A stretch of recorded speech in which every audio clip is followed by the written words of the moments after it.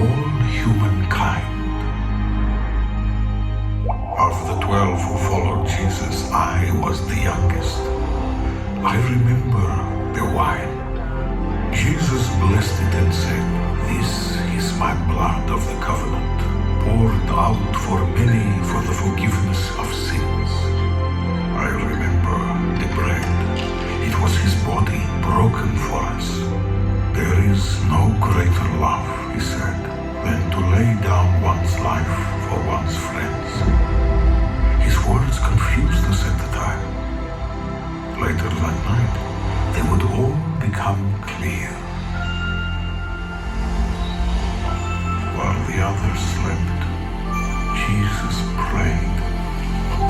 He said, "My Father, if it is possible, let this cup pass from me, yet not what I want, but what you want."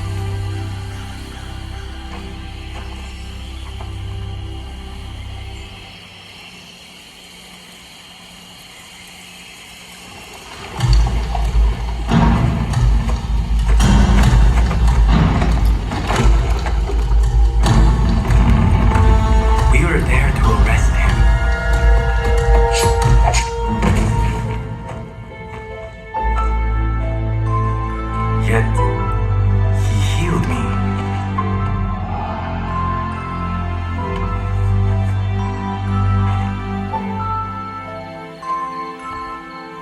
Then he willingly went to his fate.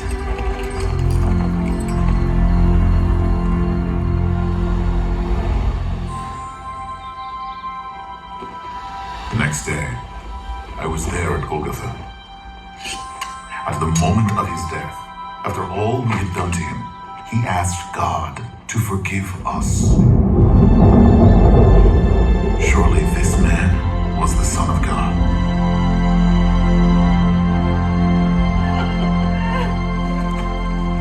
I watched with his mother as they killed him.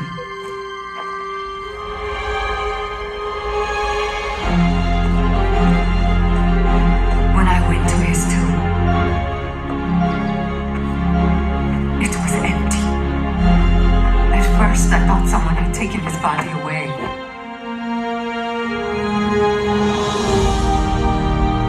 But then,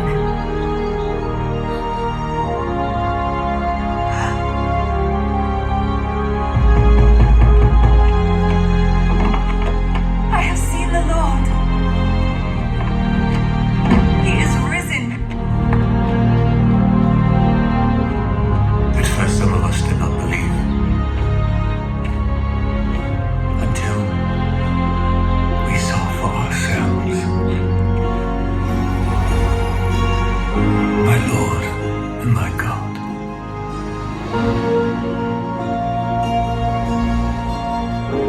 Jesus had indeed risen. He stayed with us.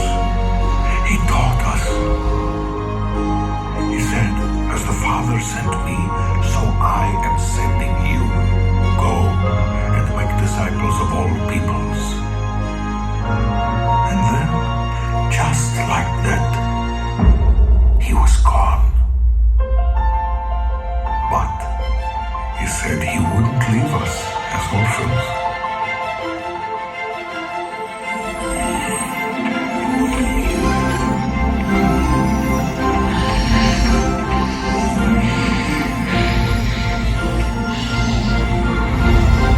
Filled with the Holy Spirit, we set out to share the good news. Let the entire house of Israel know Jesus of Nazareth is risen. He brings forgiveness of sin. God has made him both Lord and Messiah to reign on the throne of David forever. As for me, I believed Jesus had come to overthrow the law and the prophets. As the followers devoted themselves to teaching and fellowship, I devoted myself to stopping them out.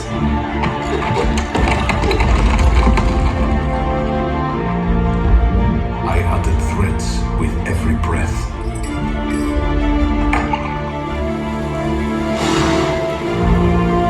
I was blind white with rage.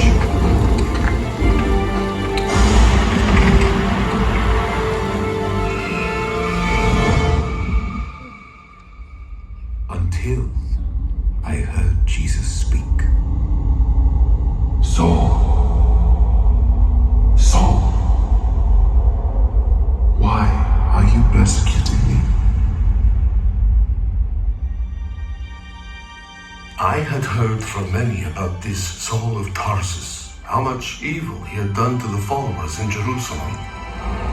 I expected to find a monster. Instead, I found a broken and humbled man. This man who arrested and bound all who invoked the Lord's name, his destiny was to become an instrument for taking the good news to the people beyond Israel.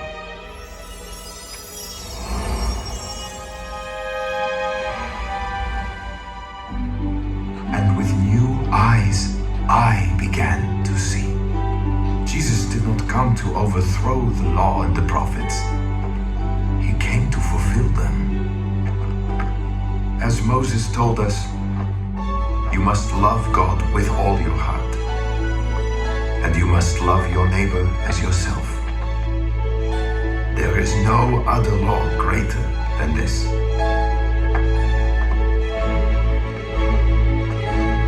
We set out upon the roads and seas to share the good news. And Saul the Pharisee became known as Paul the Apostle. We established a church where rich and poor, male and female, Jew and Gentile were all one in Christ.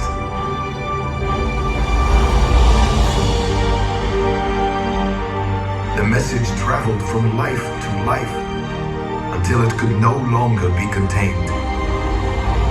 Many followers paid a dear price.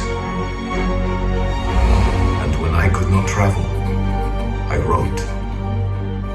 Now the time of my departure has come. Keep on doing the things that you have learned. I have fought the good fight. I have finished the race. I have kept the faith. As for prophecies, they will come to an end. As for knowledge, it will come to an end. But faith, hope, and love remain, these three. And the greatest of these is love.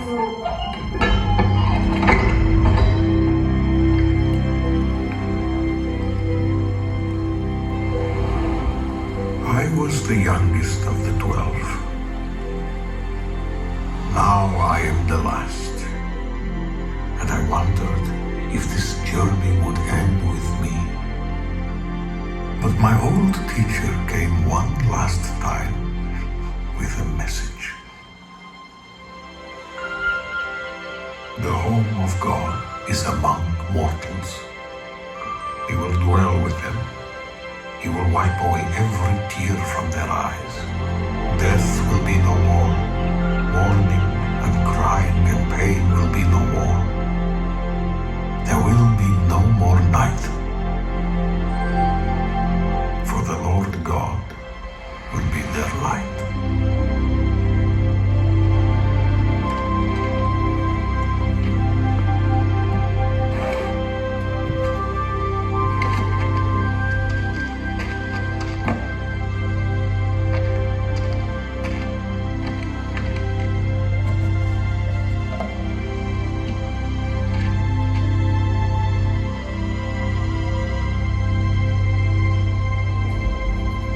In the beginning was the Word, and the Word was with God, and the Word was God.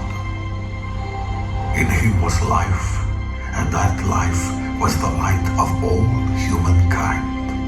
The light shines in the darkness, and the darkness has not overcome it.